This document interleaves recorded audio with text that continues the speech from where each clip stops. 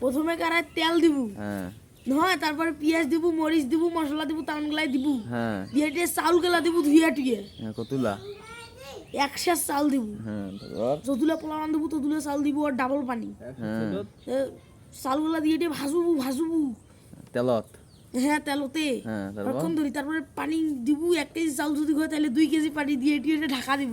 হ্যাঁ হ্যাঁ পরে হয়ে গেছে। তারপর কি হয়েছে এটা? ঢাকা দেওয়ার পর কি হবে? ঢাকা দেওয়ার পর অনেকক্ষণ পর ডুটিয়া নাড়াচাড়া করবো। নির্ধারিত সময় দিই। তারপর কইতে থাকবি? চুলোস দিকে নিভি যায়। হ্যাঁ তারপর ক তুই? হ্যাঁ এরকম করে ভাজতে ভাজতে পোলাও হয়ে গেল।